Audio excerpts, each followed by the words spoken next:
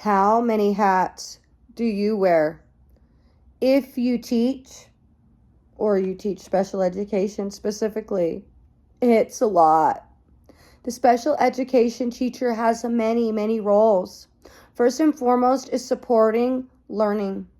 Students in this setting will have varying ability levels, some severely to moderately below grade level. There must be lots of planning to get lessons, materials, and activities for each individual that support their goals of learning.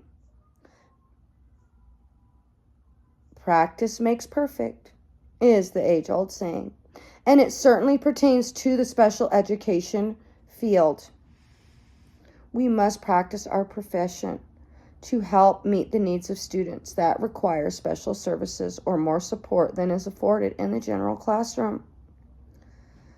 The students must also practice to retain the new concepts introduced.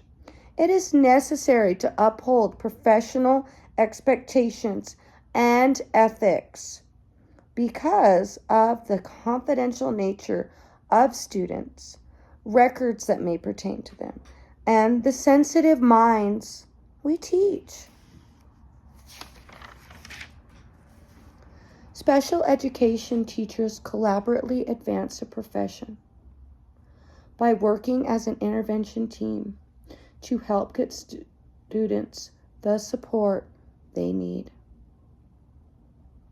According to the disposition survey, the dispositions I currently possess that have made me a good teacher are a belief that all students can learn. I have very high expectations for all my students. Demonstrating professional friendliness, warmth, and genuine caring. And I am a teacher committed to the profession of teaching.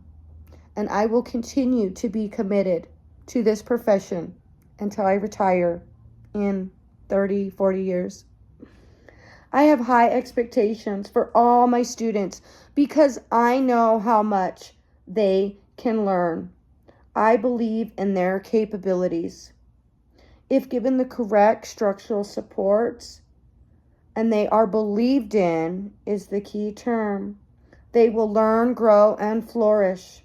It is also important to set expectations consistent with ability level while still expecting high expectations. I like to think of a saying that I saw in a meme this week that says, coach who you know they can be. I know what they are capable of doing in the future. And even if they're not there yet, I don't let them know that. I believe in them. I push them. I tell them, you know those words, read them. And they do. Believe in your children and they will flourish. Because I generally care about children's well-being, I tend to make good relationships with them. Demonstrating personal friendliness comes easy to me, and I quickly build a rapport with my students in my classroom and even ones from other classrooms at times. Friendliness and warmth help foster the ability to reach students and give them intellectual and emotional support. I do not really teach or touch on the spiritual side because I am in a public school setting with many students with different religions, and I don't want to make them feel uncomfortable.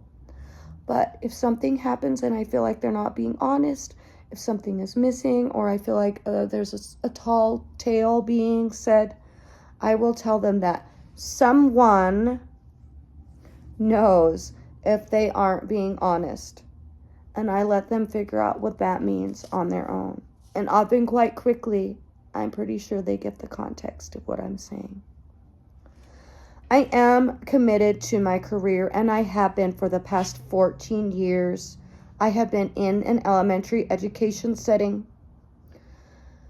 For 3 years, I volunteered in my boys' classrooms in 1st and 2nd and 3rd grade. And for 11 years, I have been teaching in my own classroom. I also teach a gifted after-school program.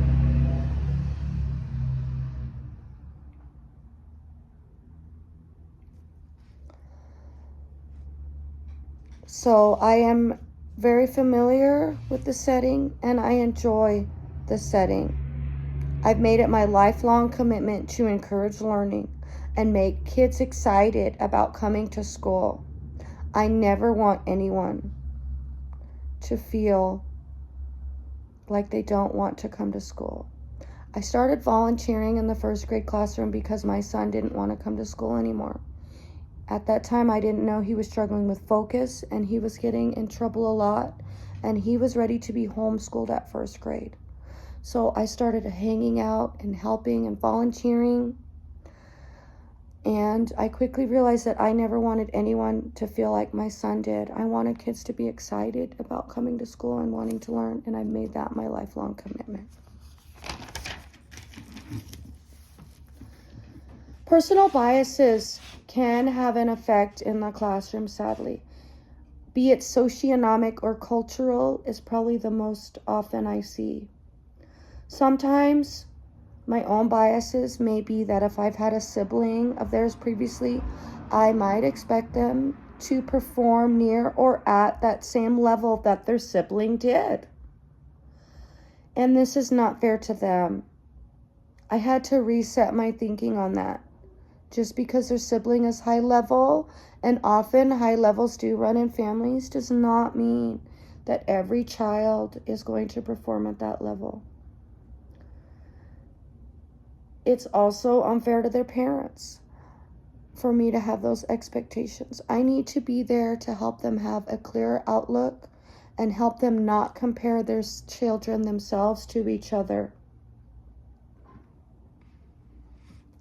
Broken crayons, steal color is a quote that I often think of pertaining to this subject. Despite their size, their ability level, all students can work. All crayons do color. And it's important to give them the support they need to help them get to a level. If you think they are not performing at a level that you know they can, then that's okay. But don't just expect them to do it. Lead them the way. Help them. Also, understand the effect of community involvement and servant leadership in the educational setting is a bit confusing to me. So I will continue to work on understanding this concept more. I do believe I may have good intentions trying to involve parents in RMPE and in reading groups, but I do not think I'm utilizing all of my resources that may support the welfare of others in the educational setting. I became a teacher because of my experiences in the classroom helping, and I never want to take those experiences away from another parent. So I will work more on involving them as much as I can. I also need to work on recognizing that growth as a professional is led by experience and reflection. To make my students want to be lifelong learners and appreciate learning, I must model that. I'm really big on modeling. That is a big reason I went back to school, is so I could be a good influence on my students and I could help them reach those goals themselves by being a better teacher, learning more, and being able to reach everyone. How many hats do you wear? As many as you want to. Teacher, mentor, support specialist, mediator, counselor, personal organizer, leader.